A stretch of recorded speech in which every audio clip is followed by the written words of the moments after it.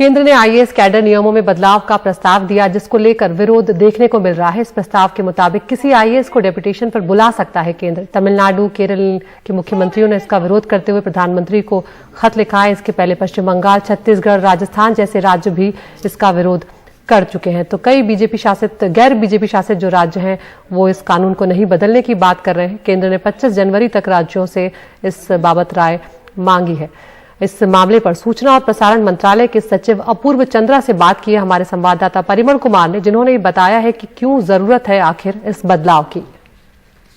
IAS cadre service rule में प्रस्तावित संशोधन को लेकर हमारे साथ बात करने के लिए अपूर्व चंद्रा हैं, जो आईएनबी सेक्रेटरी हैं। सर, इस संशोधन की जरूरत क्यों और संशोधन में क्या होने वाला है? देखिए, इस संशोधन की जरूरत तो इसलिए आवश्यक है क्योंकि हम एक फेडरल स्ट्रक्चर में हम सरकार चलाते हैं और केंद्र सरकार और राज्य सरकार दोनों ही सरकारें चलाना आवश्यक है। अगर हमारे पास अधिकारी केंद्र सरकार में नहीं रहेंगे तो केंद्र सरकार कैसे चलेगी? और जो हमारा फेडरल जो स्ट्रक्चर है उसमें ये निहित है कि जो है 40% अधिकारी जो आईएएस के हों या पुलिस के हों वो केंद्र शासन में काम करेंगे और बाकी राज्य शासन में काम करेंगे। परंतु अब 40% की जगह देखा ये जा रहा है कि 18% ही रह गए हैं और पिछले जो 7-8 वर्षों में 25% होते थे वो घट के अब 18% रह गए हैं। तो इसके लिए अब केंद्र शासन को भी अब अगर काम करना है, केंद्र शासन की बहुत रिस्पॉन्सिबिलिटीज हैं, तो ये आवश्यक है कि जो अधिकारी यहाँ पर उपलब्ध हों। तो इसीलिए जो है ये प्रस्तावित किए गए हैं बदल। इसमें प्रस्तावित संशोधन में क्या है मोटे तौर पे चीजें सर?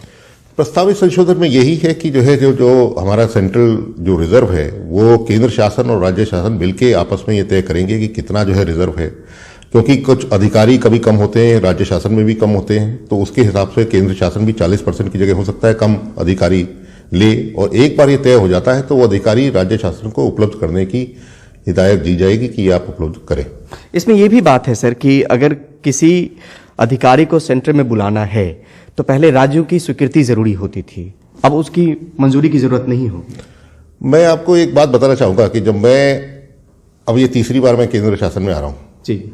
जब मैं 1999 में आया था तो यहां पर डिप्टी सेक्रेटरी के लिए भी आने के लिए बहुत ज्यादा कंपटीशन था, और मैं महाराष्ट्र से हूं। महाराष्ट्र के अंदर जो है नॉर्मली जो सीआर होती है वो हर एक को वेरी गुड देते हैं, आउटस्टैंडिंग नहीं देते। कुछ राज्यों में आउटस्टैंडिंग दी जाती है।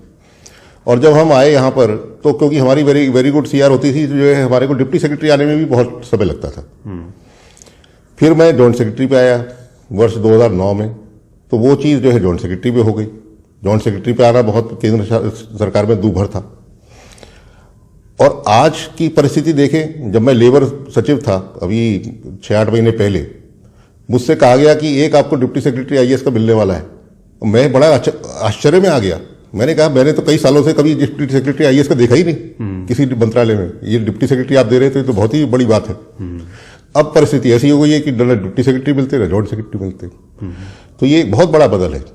हमारे समय में जब हम यंगर ऑफिसर थे उस समय केंद्र शासन में काम करना एक गौरव की बात समझी जाती थी, और आज ये कहा जा रहा है कि केंद्र शासन किसी को बुला लेगा।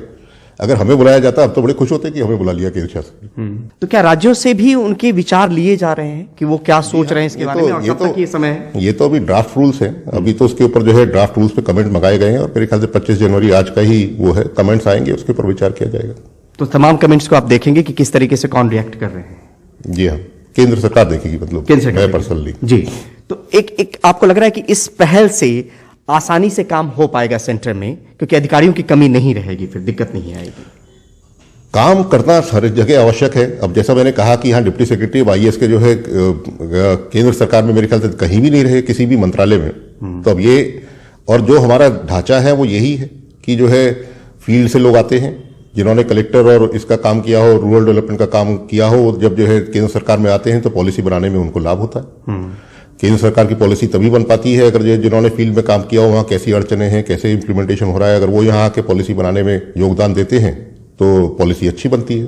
तो ये जो ढांचा है इसको यही पूरा अगर जर्जर हो जाएगा तो फिर आगे कैसे काम चलेगा। ठीक, बहुत बहुत शुक्रिया आपसे बात करने के लिए। नई दिल्ली से परिमल कुमार, एनडीटीवी इंडिया।